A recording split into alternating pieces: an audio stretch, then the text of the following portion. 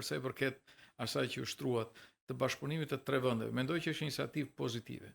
Por duhet patjetër që kjo iniciativë pozitive të ketë një burim politik, sepse politikat e mbrojtjes nuk janë thjesht politika ushtarake, janë shumë më tepër se ushtarake, politikat e sigurisë. Dhe ka nevojë për një dimension NATO në rajonin e Ballkanit, i cili duhet zgjerohet më tesa tre vendet, mundësisht në vendet e Evropës juglindore. Ne shkojmë samitet e NATO-s tërësisht përgatitur. E kemi thjesht momente marrim fotografi, takuam këtë apo takuam atë pa një substancë për të analizuar se çfarë bijem ne më tepër siguri dhe më tepër interes në rajonin e Ballkanit. Edhe pse NATO e ka shfaqur hapur që ka interes për rajonin e Ballkanit për frenimin e Rusisë dhe të Kinës, ashtu si dhe National Defense Authorization Act. Dhe ajo që dua të them, sulmet hibride mbi të gjitha. Sulmet hibride, pra kërkohet një analizë e përbashkët dhe kështu ke më tepër leverage ose më tepër autoritet kur shkon NATO si vendet bashkuara dhe shqiptarët kanë mundësi të lozin një rol jashtëzakonisht të fuqishëm të ky pikpamje. Siç është ky modul ushtarak, ne mund të krijojmë një modul politik ushtarak për përfshirjen e Kosovës dhe për ta futur atë në rrugën e antarësimit NATO. Dhe më fal se nuk thash, një nga gjërat më të mira të Forumit Sigurisë ishte kërkesa e Kongresmenit Self për antarësimin e Kosovës në NATO, që ishte si një mision i tij i cili u mirëprit nga të gjithë përfaqësuesit e detyrisë. Dhe kjo ishte një gjë jashtëzakonisht pozitive, por ta vazhdoj logjikën. Për fatin e keq, në vend të ndërtimit të një dimensioni NATO në rajonin e Ballkanit, nëpërmjet nismës për Ballkanin e hapur, ne krijuam një dimension tjetër të raporteve me Beogradin.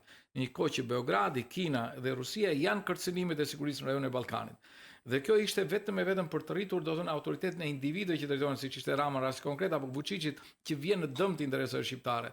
Dhe po ta shikosh nga pikpamja e zhvillimeve, jep më tepër hapësirë, do të thënë, penetrimit të Rusisë dhe të Kinës në rajonin tonë të Ballkanit, cilët janë kundërshtar të interesave të Shqipërisë. Prandaj them që politikisht duhet ndërtuar një herë para një mirëkuptim për sa i përket kërcënimeve të sigurisë dhe në mënyrë të përbashkët veprojmë pastaj edhe në ngritjen e niveleve operacionale ushtarake. Dhe thash, mënyra më e mirë është nëpërmjet investimeve të përbashkëta, prokurime dhe smart defense, duke ftuar industrinë ushtarake amerikane dhe europiane. Për të kaluar tek pika juaj e tretë. Shiko, tregu i industrisë ushtarake është një treg shumë kompetitiv dhe industria ushtarake nuk zhvillohet se ke dëshirë apo s'ke dëshirë. Çështja është se sa forcë ke ti për të hyrë në treg. Zoti Rama ka premtuar dron shqiptar për asamblenë e radhës të NATO-s që do zhvillohet Tiranë 2027. Po ju marr vetëm një dhënë. Industria e dronëve në Ukrainë ka kaluar shumë herë më tepër se industrinë ushtarake të dronëve në Shtetet Bashkuara të Amerikës apo të Europës. Janë on real time, do në mënyra se si ndërtojnë dhe si zhvillojnë. Pra nuk është një treg pa kompeticion. Nëse ti do ndërtosh industri ushtarake që ti shërbej vetëm forcave të armatosura të Republikës së Shqipërisë, është një gjë kaq minimale se nuk ka asnjë, do të thënë, koncept ekonomisë tregut që mund t'i rezistojë. Nëse ti ndërton industri ushtarake e cila gjen hapësira në tregun, qoftë ballkanik, qoftë në tregun evropian, në fushën e industrisë ushtarake, atëherë po është e vlefshme. Nuk është se ne s'kemi pas industri ushtarake. Shteti ka të pamundur, është i pafuqishëm për ta menaxhuar.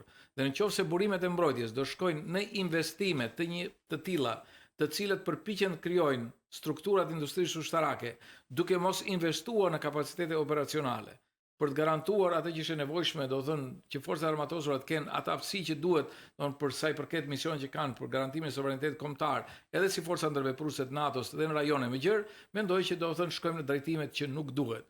Megjithatë, ky është një vlerësim pak i sipërfaqshëm, shpresoj që të kemi diskutim më të gjerë rreth kësaj çështje. Rivitalizimi i industrisë ushtarake, unë nuk di që të ketë në një vend tjetër në rajonin e Ballkanit, që ta bëj, sepse do burime të jashtëzakonshme financiare. Pastaj, mënyra se si ndërfuten partneritetet, kjo është pastaj duhet të ketë patjetër një proces shumë transparent. Ka një mekanizëm i cili është kërkuar edhe në konferencën e sigurisë që quhet investment screening, që garanton që çdo investitor që vjen nuk ka interesa të cilat vinë ndesh interesat tona të sigurisë kombëtare. Dhe vendet të cilat nuk kanë ndesh interesat tona të sigurisë kombëtare janë pikërisht vendet anëtare të NATO-s. Ne duhet të jemi shumë të vëmendshëm nëse bashkëpunimi krijohet jashtë sferës së marrëdhënieve me NATO. Ne zoti Mediu kemi një këshill kombëtar të sigurisë i cili drejtohet nga presidenti i Republikës. A duhet ky këshill i sigurisë të prononcohet në raste të tilla dhe të ketë një lloj filtri në lidhje me atë që ju sapo thatë? Kam kohë që e them që ne nuk kemi këshill të sigurisë kombëtare.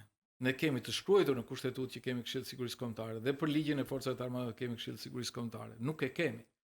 Është jo efektiv, sepse jemi vetëm i vend antar i NATO-s që nuk bëjmë një analizë të gjithë informacionet të inteligjencës apo institucionet që merren me çështje sigurisë se kush janë kërcënimet dhe problemet e qëndrimit që duhet marrim. Politika jonë e sigurisë është bërë një pazar individual, i qëndrime individuale për të përfituar në mënyrë individuale, jo duke parë atë në aspektin e sigurisë Shqipërisë dhe në aspektin e sigurisë dhe interesave të shqiptarëve në rajonin e Ballkanit. Më thoni kur është mbledhur një herë Këshilli i Sigurisë Kombëtare që ke diskutuar për një qëndrim që mbahet në një summit NATO. Po ndoshta për të bërë pak rolin e oponentit është se disa mendojnë që Shqipëria nuk është realisht e rrezikuar nga fuqitë e huaja malinje apo nga ndikimet e huaja keqdashse. Referojmë këtu me përjashtim të rastit të Iranit, i cili natyrisht kreu një sulm kibernetik ndaj institucioneve tona. Nuk kemi pasur një rast tjetër të sulmeve hibride, të themi, sikundër mund të ketë vepruar Federata Ruse në disa vende të tjera apo investime të mëdha kineze, të themi, apo hua, siç ka qenë rasti Malizi, apo raste të tjera Sri Lanka e tjerë, cilët kanë qenë marrë prej kësaj, domethënë, e para një ne jemi akoma antar të 17+1, që është 14+1. Ka mundësi të më thoni pse jemi antar të saj? Domethënë është një marrëdhënie çikësh e fjetur, por në raportet kur ndryshon gjeopolitika mund të rindizet. Dhe Shqipëria si një vend antar i NATO-s duhet të kuptojë që kjo marrëdhënie është në dëm të interesave të shqiptarëve. Dhe prandaj thash që duhet ta shikojmë realitetin ashtu siç është. Ju thoni që nuk ka, po ju them që Shqipëria ka qenë nga vendet më problematike. Ne kemi pasur flamurin e Kinës në aeroportin tonë kryesor, apo jo, që është infrastrukturë kritike. E kemi pasur në industrinë mobile, që është po ashtu infrastrukturë kritike. E kemi në energji, në fushat e naftës dhe të gazit, që është infrastrukturë kritike. Pra, ja nuk është siguria vetëm çështje ushtarake, është çështje dhe ekonomie, dhe çështje infrastrukturore, dhe çështje teknologjie. Dhe duhet të pas sinjalizim dhe presion nga aleatët tanë strategjik në lidhje me këto? Besoj që po, dhe disa ndryshime janë bërë. Mua më kujtohet një debat që kam bërë me zotin Rama në kuvend, kur i thash që nuk mundet që Shqipëria 3 sektor kryesor do të thënë të ketë nën kontrollin e Kinës. Dhe më kthye që kjo është idiotësi sepse ne jemi ekonomi tregu, jemi të hapur. Po, por ka një thënie të ish sekretarit përgjithshëm të NATO-s që në përfitime afatshkurtra ekonomike ne nuk mund të shesim sovranitetin dhe sigurinë tonë kombëtare. Dhe prandaj dhe Shtetet Bashkuara të Amerikës dhe Europa kanë miratuar një ligj i cili është strikt për sa i përket investimeve të huaja, sidomos në aspektet e infrastrukturës kritike dhe të sigurisë.